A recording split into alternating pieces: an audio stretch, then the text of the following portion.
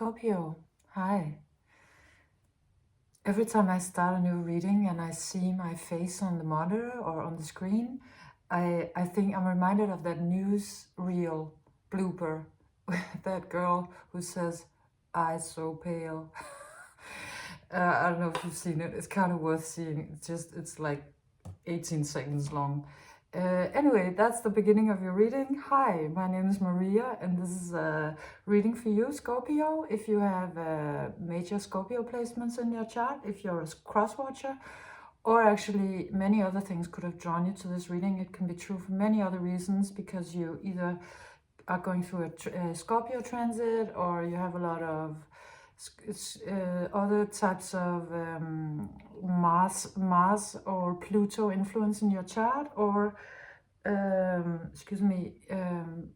maybe you resonate with me as a reader or something else. So your reading starts with these two cards, the Clean It Up and Action.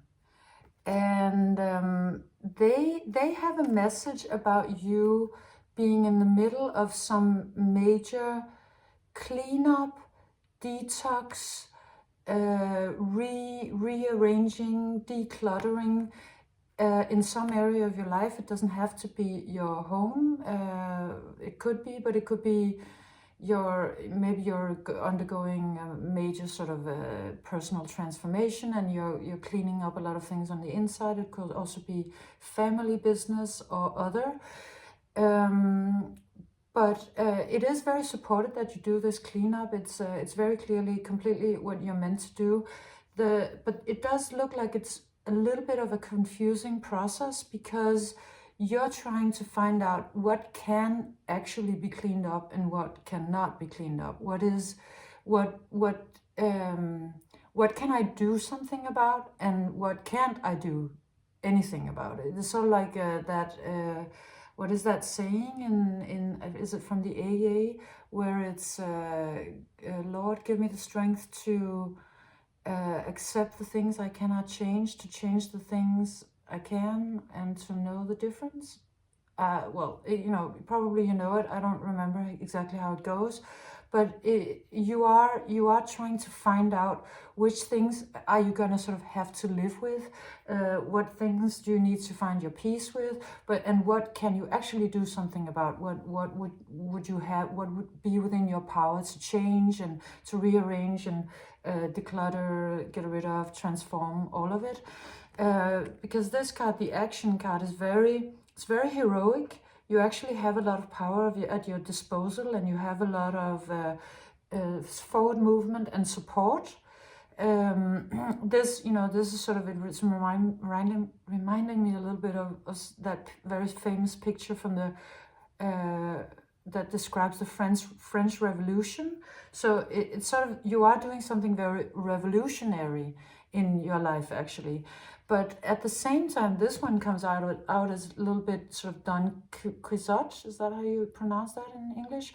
With this moose that is, this card is called Clean It Up, and here a moose is sort of biting a broom and waving it in the air, and it's like, how is this helping? Like, what's that gonna...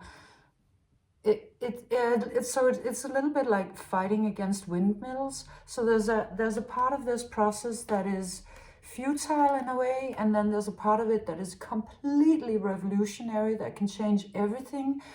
And it might not be completely clear exactly to you which ones are which. What can you change and what can't you change? So this period and situation that we're talking about is actually trying to find that out. And it's sort of taking a whole education, a sort of a life education, or it could also be, you could actually be, maybe it is a work situation or family or some place or home, actually, now that I'm thinking about it. And it's like you're taking your master's degree in knowing what you can change and what you need to accept. You're learning that on a very high level, because coming out with the master, obviously, this is not child's play. You're doing something that on a level where it's really, really more than most people would take on, I'll say. So, I mean, if you're a little confused about the process and you're wondering why so many things are unclear and why it's taking time and why it's difficult to make out what is important and what is not, is because that's really, it's a part of the level that you're at now, is to also develop discernment to a very high degree. And when we reach a level where it's this much mastery that is being created, some of it is about details in a way that I think may be sort of grating on your nerves, because it's like small things that you have to do over and over and over again, because that's sort of how you reach this level of mastery, like really, really high level. And that is what is going on. Then these two cards came out. It's the Not For You and the Frustration card. And so they're elaborating on this process that you're in. You experiencing a lot of frustration, probably because of also maybe spending some time trying to move some of the things that are actually immovable, and to figure that whole thing out. But this one, Not For You, is, yes, of course, this is also talking about the things that are not for you and the things that you can't change, but it also seems to be addressing the fact that there is a part of your strategy in this whole cleanup situation, I guess, where you that is not working. You may have been used to being a little more strategic, or maybe you're hoping that you could be. That you could sort of go about it sort of like a chess game, but actually that's completely not possible, because none of these pieces are moving, and there's actually no life on this chessboard. And weirdly, you know, then in the middle of everything is what looks to me like a fortune cookie. So it's kind of like, you know, one thing isn't fitting the others in the picture, and that's the fortune cookie. So the story of it is that you're hoping to get that fortune cookie, or to sort of find the thing that is the treasure, that is going to open something new up for you, a new avenue of some sort. But the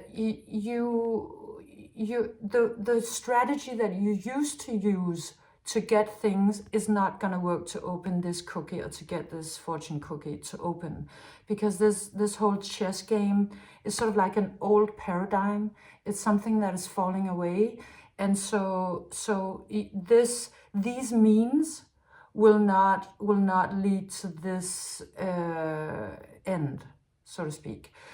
And this also does come out slightly as somebody else in your life. It could be there could be another person involved here, another energy close to you that is much more maybe strategic than you, and would like to go about the situation like that.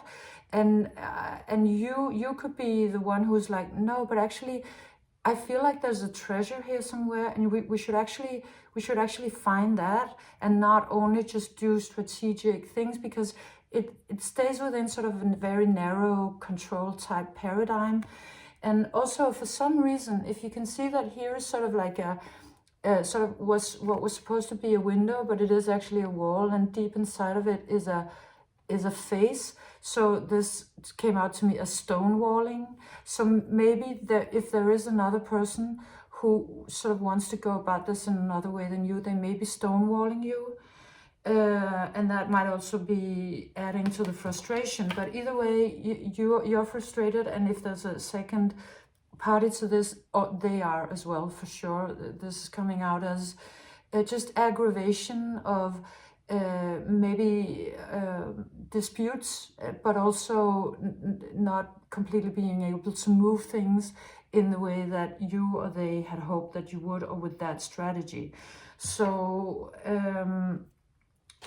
because of this frustration, I feel like you're stepping into sort of a little period of time where you slightly give up, or you feel like, oh, okay, you know, whatever I'm doing, it's not making a difference.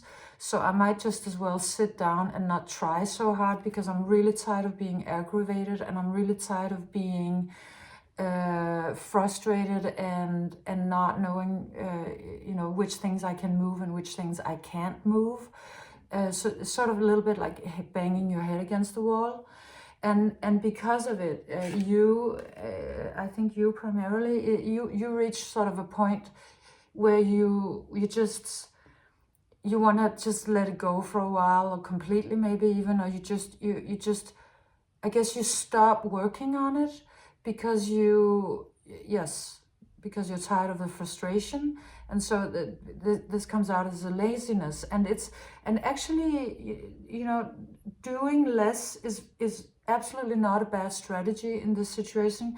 It's just that laziness as such is coming out as a negative state, and actually as a negative state in opposition to non-doing, which is something completely other than laziness. And so you are sort of a little bit, maybe you're just taking a break, and while you're taking this break, you're sort of closing your ears and eyes to the things. It looks like deadlines moving in, or something that's moving in on you that sooner or later is gonna move you, you know, if you sit here long enough anyway. But the great thing is that this is actually a situation that is calling somebody else in to help you.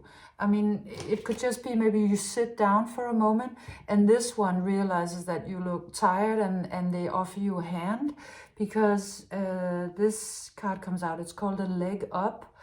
And it could be a friend coming by, or somebody, your mother, or a father, or sort of a nurturing energy. But of course, also this could also be a part of you, or even your pet. It just looks like a really friendly energy that comes in and would like to give you a leg up. And what it really takes for this energy to get sort of a chance to help you is that you confide in them, is that you show them your trust. This comes out as confiding in others, and showing trust, and having you know, intimacy through words, and sharing of secrets and such.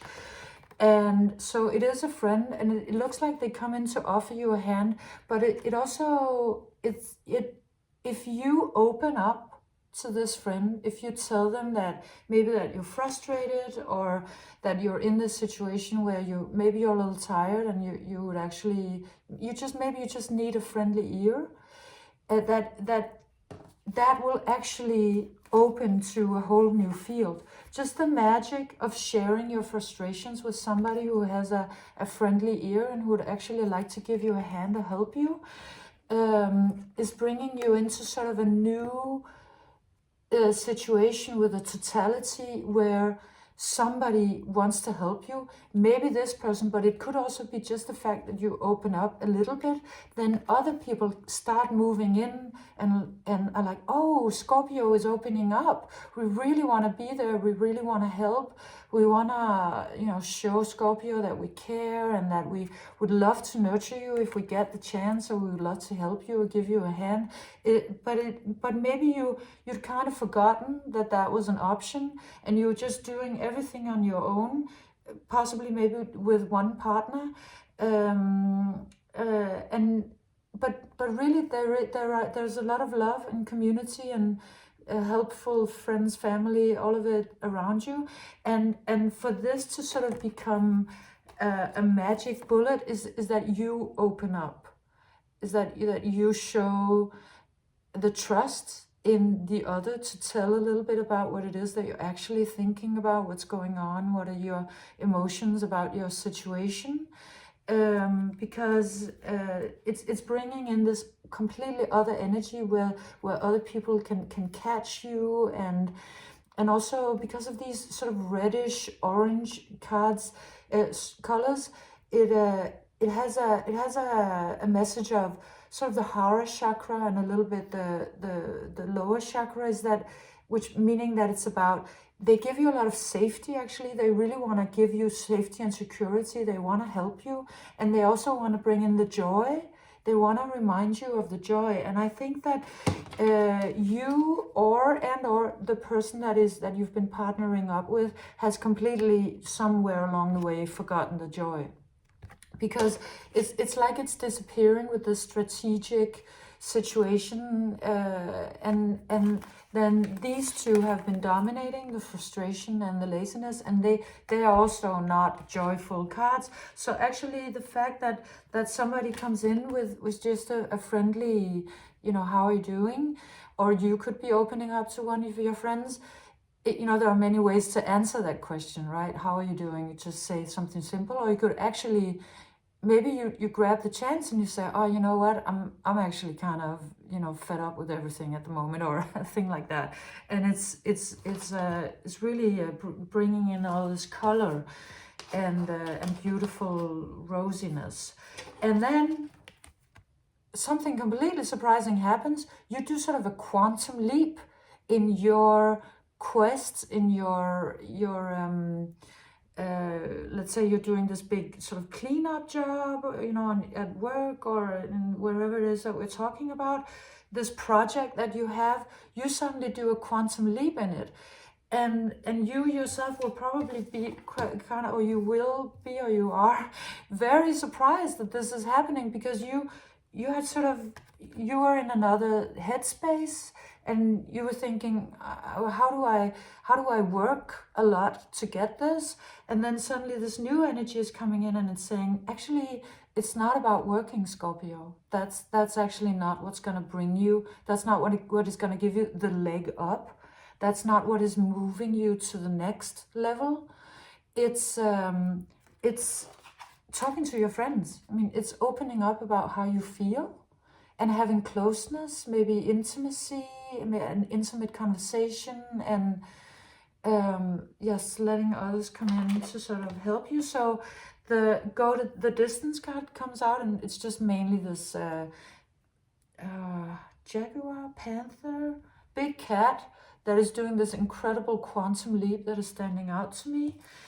And then you sort of start realizing just from that which things it is that you need to accept. The acceptance card comes out. So you were in, maybe sort of very much in your head about which things should I accept, which things should I change, but somehow just hanging out with your friends or family makes it clear to you. It's just jumping a lot of steps because of the magic of connection, because of the magic of intimacy, and the magic of being with others, of the magic of trust. So it's really shifting your energy, and also shifting the situation quite a lot. So the celebration card comes out, and it's making you, I think, also realize that you that your troubles are not necessarily everything, that your troubles are just a part of your existence, just a part of your life, and we all have them, and it's never gonna not be there. You fix this trouble, another trouble is gonna show up. It's just, you know, the nature of life. So there's sort of like a message of, yeah, you don't need to be in such a hurry to fix your troubles, because when you fix one thing, another thing is gonna come. You know, the art of it is actually to dance in the rain, or to know how to nourish something that is very life-giving while you're still dealing with your problems and doing all of these things. But I think that you or your partner, or for a while, sort of forgot about the joy. It just became about the getting to the place and getting to do the thing, and very goal-oriented. And it looks like that goal-oriented way of thinking and way of going about it is actually putting the brakes on everything.